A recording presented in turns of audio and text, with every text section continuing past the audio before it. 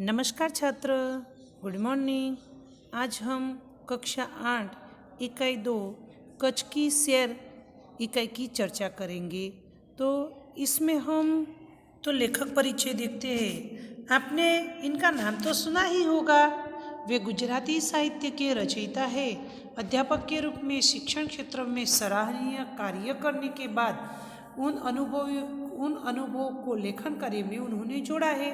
आइए इनके बारे में हम कुछ जानकारी प्राप्त करें।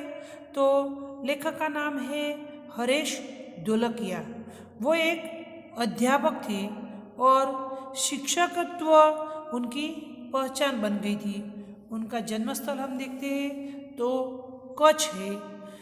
हम पूर्व राष्ट्रपति एपीजे अब्दुल कलाम की बहुचर्चित विंग्स ऑफ फायर पुस्तक का आपने गुजराती भाषा में अनुवाद करके अंगन पख शीर्षक से किया है।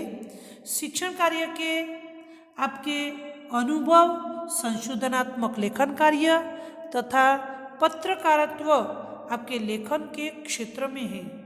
कच्छ मित्र में आप सुरखाब स्तंभ अंतर्गत लिखते हैं। आपका सर्जन कार्य अंगदनो पग, 400% आनंद तथा शिक्षण संबंधी गुजराती साहित्य लोकप्रिय देखने को मिलती है। इस इकाई में हम देखते हैं कि कच्छ का परिचय कराने का लेखक ने प्रयास किया है, जिसमें कच्छ एवं इर्द गिर्द के दर्शनीय स्थानों का परिचय भी हमें कराया है। यहाँ कच्छ की शहर में हम देखते हैं कि सामखियाली और दूसरे जो जैन यात्रा धाम है उनका, कंडला बंदर सभी की बात की है। तो देखते हैं, विशाल भारत में अनेक दर्शनीय प्रांत हैं।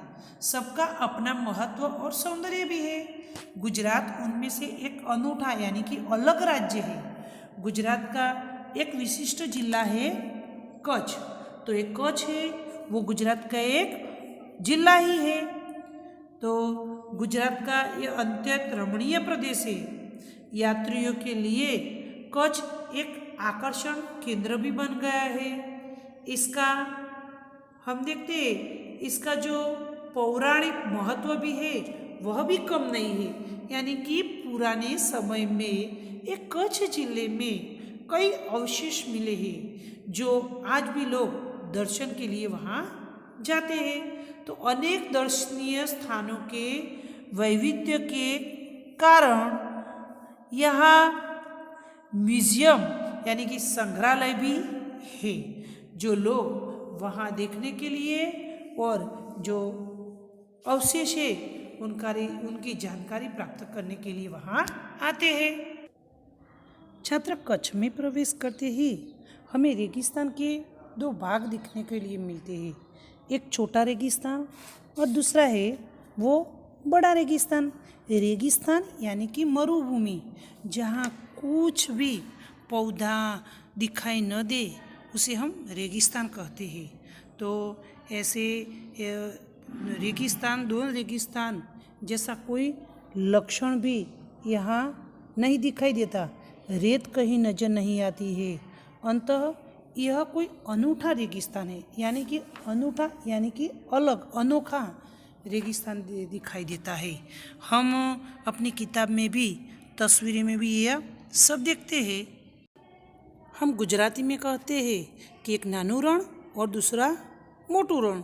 तो यहाँ एक दूसरी भी बात की है। सामखियाली को हम कच्छ का प्रवेश द्वार कह सकते हैं। कच्छ की यात्रा यहीं से ही आरंभ होती है और यहाँ से उत्तर दिशा की ओर यात्रा का प्रारंभ होता है। और जो रापड़ से धोलावीरा पहुँचते ही हमारी प्राचीन संस्कृति मोहेंजोदड़ो का स्मरण हो जाता है। यहाँ छात्र हम देखते हैं हमारी किताब में, तस्वीर में, कि मोहेंजोदड़ो की जो यहाँ तस्वीर दिखाई देती है, इससे हमें अवशेष की याद आती है। यहाँ स्थान 5000 वर्ष के अवशेषों का अंग है। 5000 वर्षों के पहले के अवशेष का एक अंग है जो मोहेंजोदड़ो। इस प्राचीन नगरी के दर्शन से ही हम चकित रह जाते हैं। हमें प्राचीनता में भी आधुनिकता के दर्शन होते हैं, यानी कि जब हम ये देखते हैं तब हमें यह सब जो है वो आधुनिक हो वैसा हमें यहाँ दिखाई देता है। दूसरी भी एक तस्वीर है कि सामखियाली से पश्चिम की यात्रा करते बचाव नजर आता है, और जो बड़ा गांव है जैसे नगर, ये है बचाव। आपने नाम तो सुना ही है, जो कच्छ के जो प्रदेश है, जो शहर है, उनके आपके नाम सुना है। तो बचाव की बात होती है। ये बड़ा गांव है जिसे नगर कहते हैं। वहाँ से गांधीधाम औद्योगिक कारखानों का शहर है। गांधीधाम छात्रा में खबर मालूम है कि वहाँ बहुत बड़े बड़े कारखाने हैं। लोग यहाँ से नौकरी प्राप्त करने के लिए भी वहाँ गांधीधाम जाते हैं। यहाँ सिंधी प्रजा पाकिस्तान से आकर स्थायी हुई है। सिंधी, हमारे देश में सिंधी प्रजा है, एक जाति है। तो वहाँ बचाव में सिंधी प्रजा है। वो हम कच्छ की अंत में पाकिस्तान की सरहद आती है, तो पाकिस्तान से ये सिंधी प्रजा यहाँ आकर स्थित हुई है। गांधीधाम, आदिपुर तथा गोपालपुरी उद्योग के कारण विकसित हुई दिखाई देते हैं। आदिपुर में गांधी स्मृति तथा पास ही कंडला बंदरगाह का एक बड़ा महत्व है। यहाँ देखते हैं कि आदिपुर और वहाँ गोपालपुरी उद्योगों के कारण यह विकसित प्रदेश हो गया है। और आदिपुर में गांधी जी की स्मृति का चिन्ह भी है, और कंडला है एक बड़ा बंदरगाह है। हम कहीं शेयर करने के लिए जाते हैं तो ये कंडला बंदर भी हमें देखने को मिलता है। तो कंडला का विकास यहाँ की प्रजा के लिए महत्वपूर्ण है।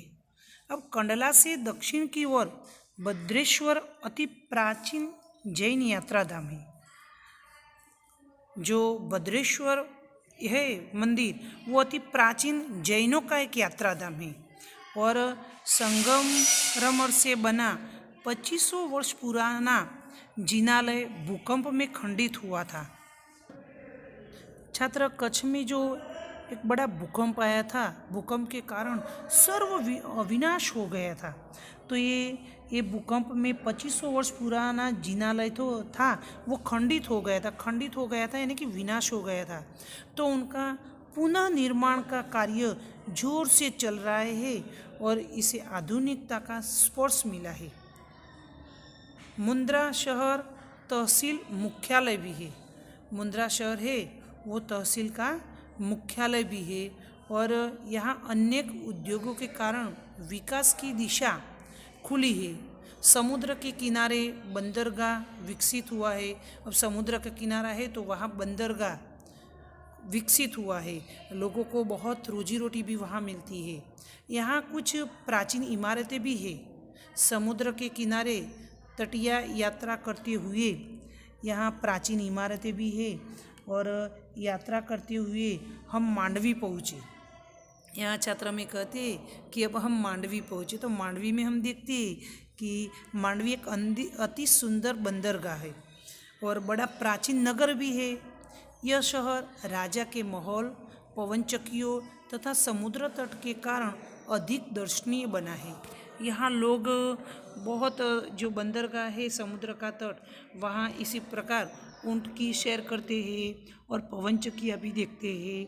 इसी प्रकार यह अधिक दर्शनीय बन गया है।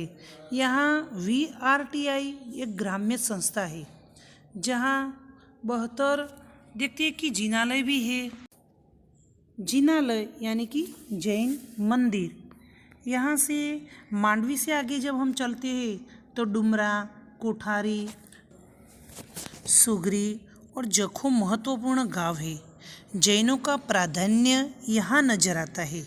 जैन लोग जो है वो जैन लोगों का यहाँ ही प्राधान्य नजर आता है। नलिया शहर तहसील का एक केंद्र है। यहाँ वायुसेना का मुख्य अड्डा भी है। छात्र, तहसील यानी कि तालुको, तो ये नलिया शहर है वो यहाँ इस तालुका का एक मुख्य केंद्र है।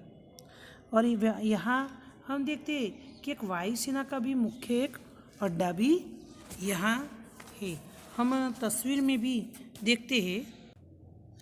छात्र, इतनी माहिती आज हम प्राप्त करेंगे।